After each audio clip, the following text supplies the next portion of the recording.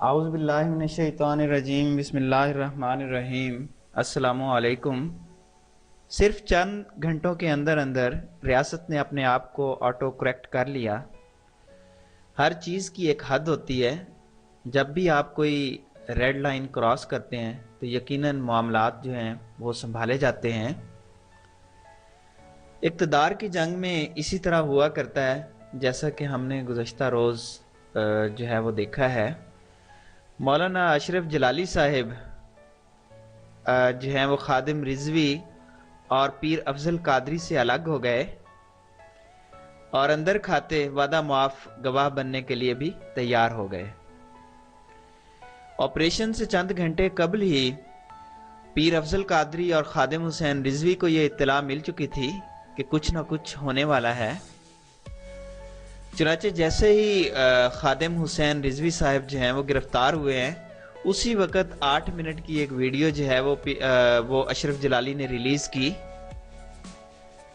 جس میں انہوں نے کہا کہ میرا ان تمام معاملات سے کسی قسم کا کوئی تعلق نہیں ہے، نہ خادم حسین رضوی سے اور نہ پیر افضل قادری سے۔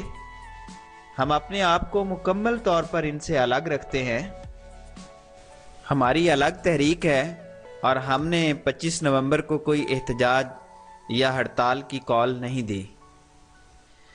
اسی طرح پیر افضل قادری اور خادم حسین رضوی کے برعکس اشرف جلالی نے پہلے ہی یہ ویڈیو اپلوڈ کر دی اور کہا کہ میں نے کسی قسم کا کوئی قتل کا یا کفر کا فتویٰ جاری نہیں کیا اور نہ ہی میرا کوئی قصور ہے۔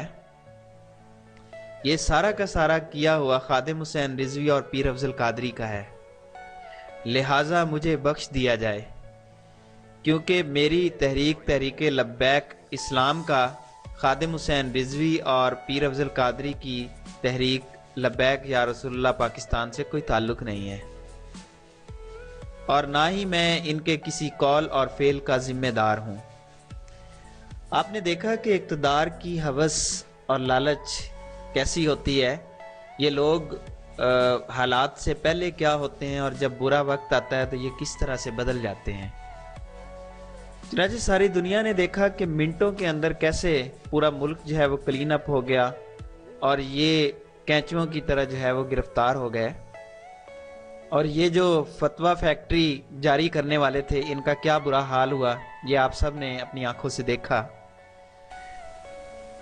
بس ایک امید اور ہوپ عمران خان کی صورت میں نظر آتی ہے۔ ہم امید کرتے ہیں کہ آئندہ آنے والے وقت میں بہت جلد یہ سارے مسائل جو ہیں یہ حل ہو جائیں گے اور یہ فتویٰ فیکٹریاں جو ہیں وہ بند ہو جائیں گی۔ جزاک اللہ۔